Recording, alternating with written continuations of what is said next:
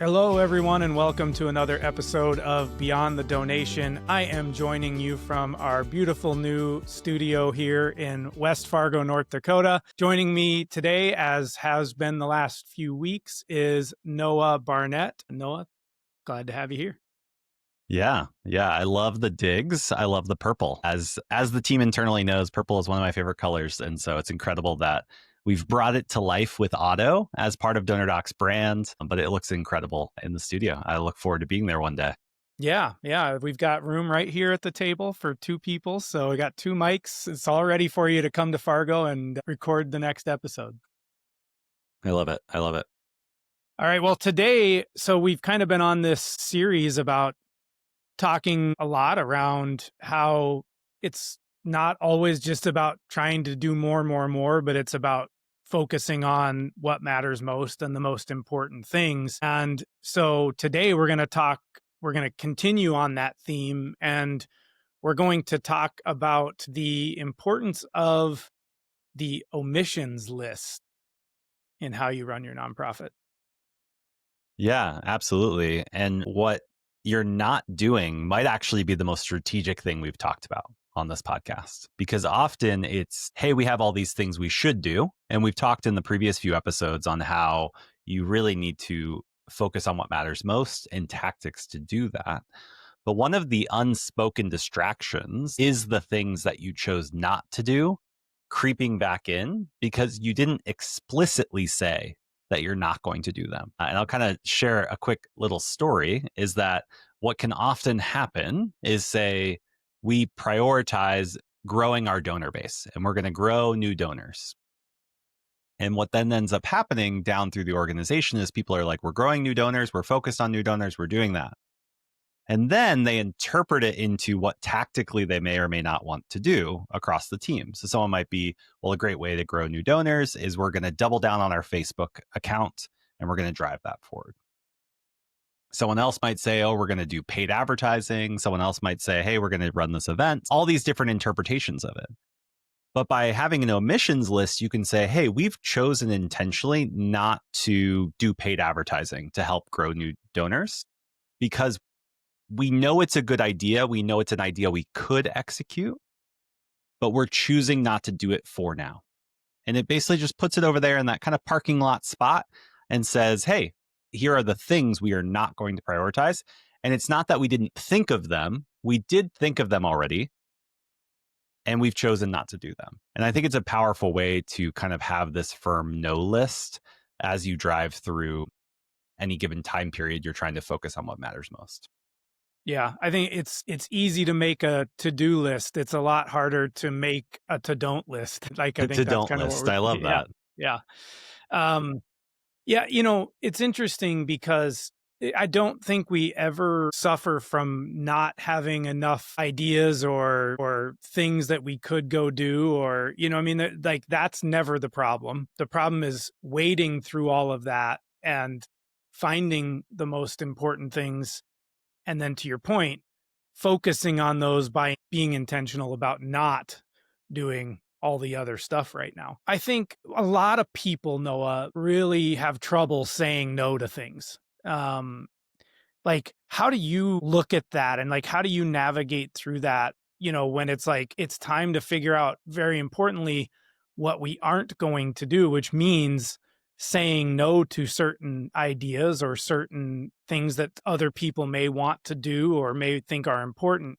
Like, as a leader in a nonprofit, what's the advice that you have on how to navigate that when it's harder to say no sometimes than it is to say yes? Yeah, it's extremely difficult. And I think it's a skill as leaders. And I think especially now, one thing that you and I, Matt, have been talking around is like what makes a great leader right now to like drive things forward.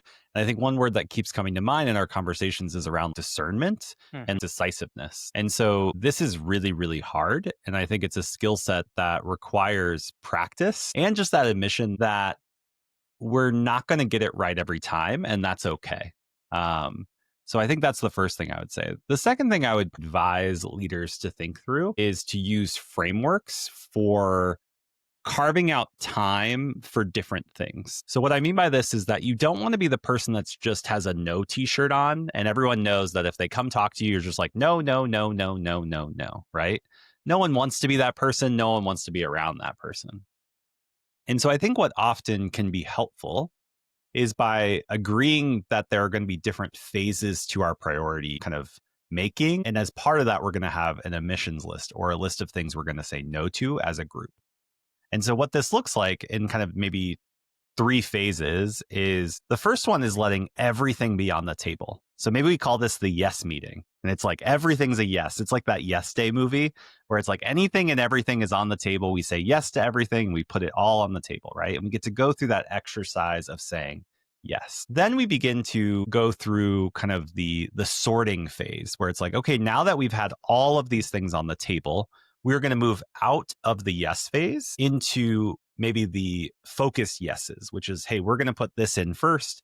And if you go back and listen to some of our prior episodes, we talk about how to think about doing that well. Now, everything else that's on that list becomes automatically part of what we're calling the omissions list because they were great ideas. They were good ideas. They were good intended ideas for what the organization was trying to do or the team was trying to do, or honestly, even you as an individual were trying to do. Yet for now, so that we can focus on what matters most, and we decided that, we are going to put all of these on the omissions list. Then at some point, you go into the third phase, which is you're just focusing on your yeses. And at the end of that period of time, you're then going to evaluate, did I actually do what I said I was going to do? And now let's reopen the yes bucket. But what I can do is I can bring the omissions list back with me that in the last period of time was all no, like we just put it to the side. And so now I start that yes meeting with a huge pile of our other ideas that we've already come up with, and we continue to build on that accordingly. So it's less like I have to say no to everything in real time and rather kind of being clear on what phase of getting work done are we in? Is it the yes phase? Is it the prioritization phase? Or is it just the execution phase where we're like, hey, we're just doing this work right now. You know, we're going to learn along the way, but we're committed to doing this and doing this really well because we know that we want to focus on this.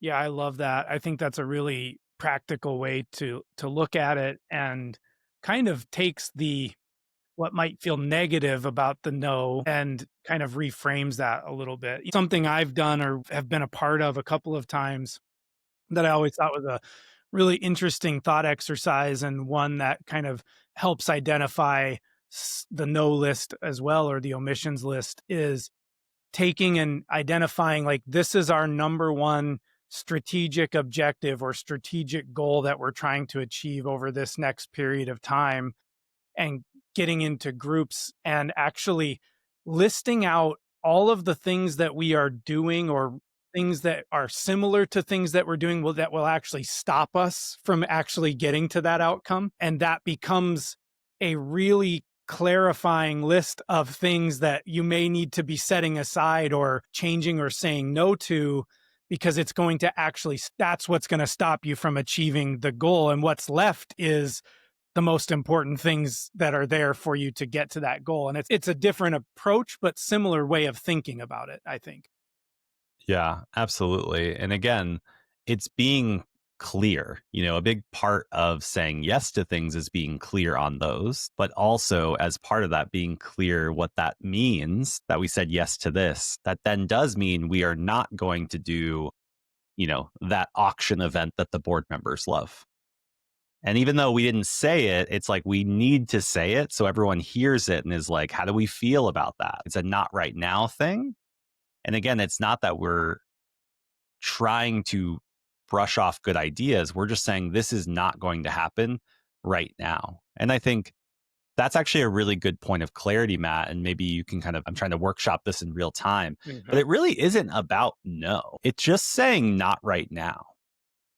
And I think that reframe of not now, like from no to not now, is a gift to your kind of like future self. So you're saying like, hey, this is not right now, but it's like maybe in the future we'll pick that back up. And I think that can be actually really comforting because it's not finite. It's not like this is fit forever. It's like Yep. this is just what we're focused on for right now. And Yep. thus this is not.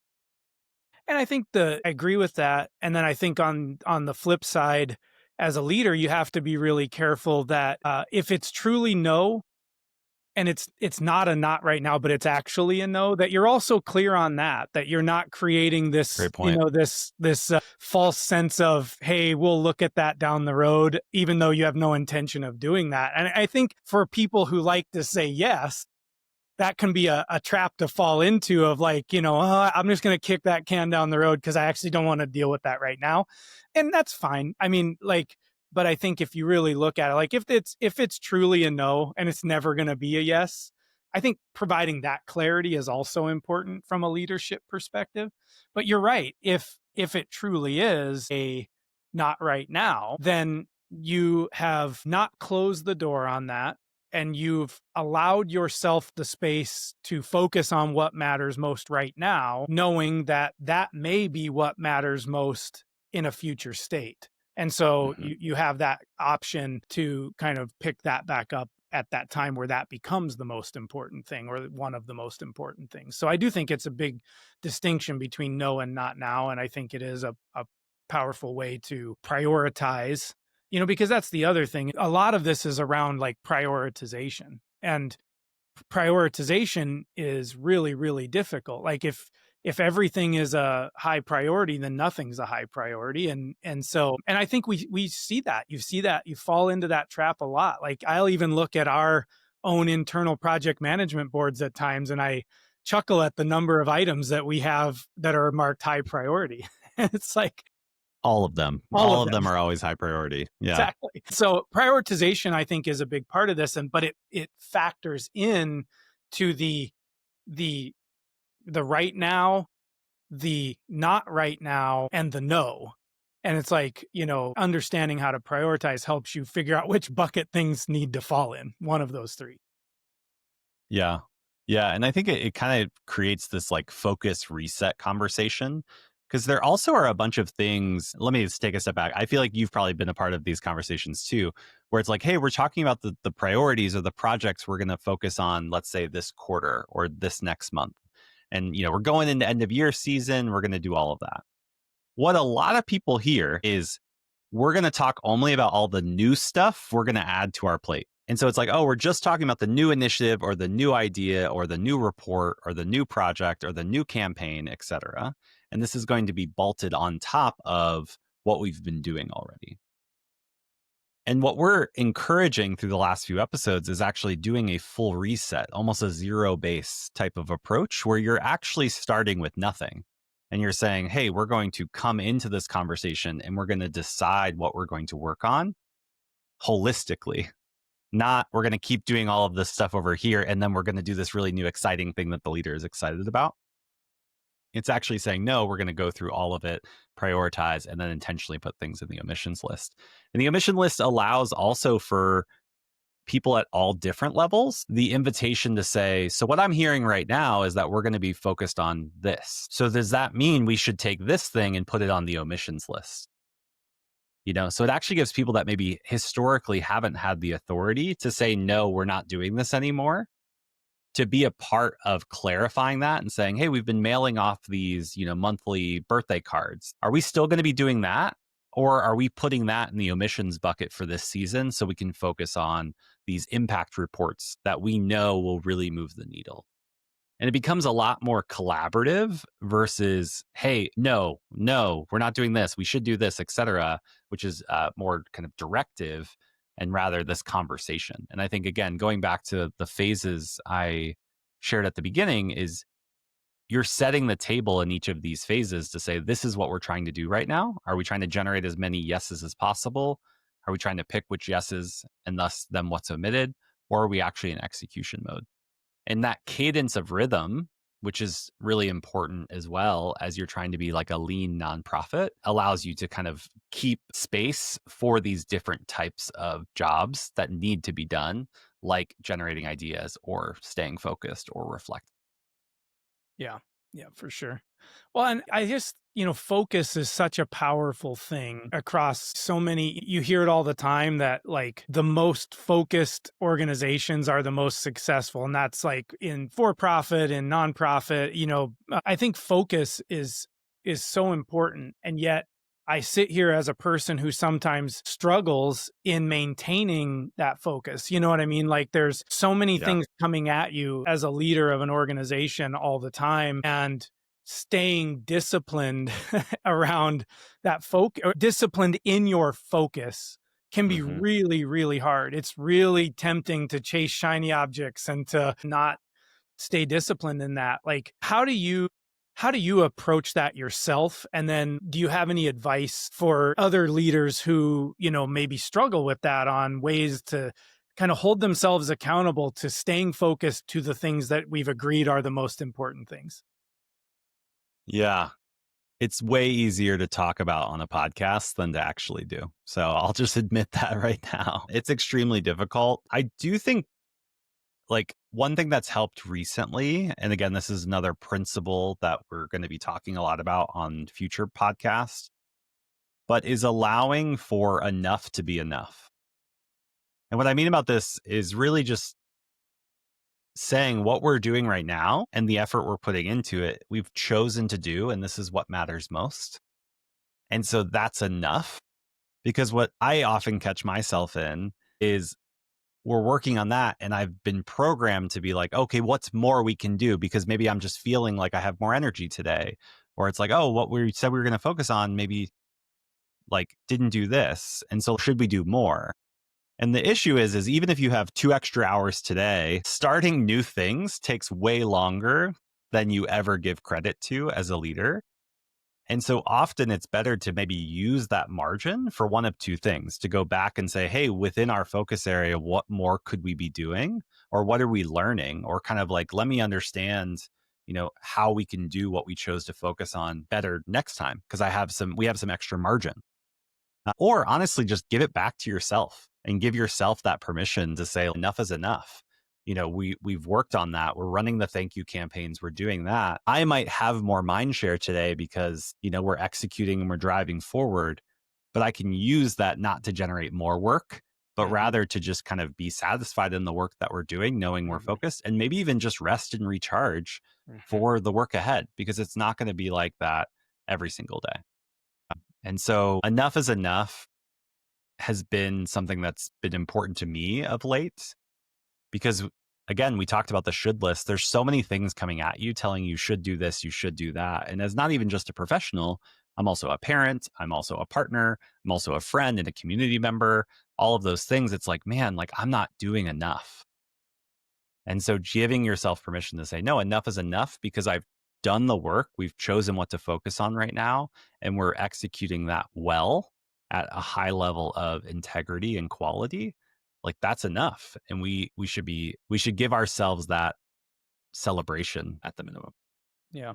Yeah, I agree. As we kind of go into wrapping up today's topic here, if we have listeners who are they're really looking for something very practical to walk away from and like start this process, give us the two or three things that, if you're going to take something away from this podcast, these are the things to take away, Yeah, I think just getting in the habit of writing a not to do list. or a not Like I'm right now not going to list. do this list, the not right now list.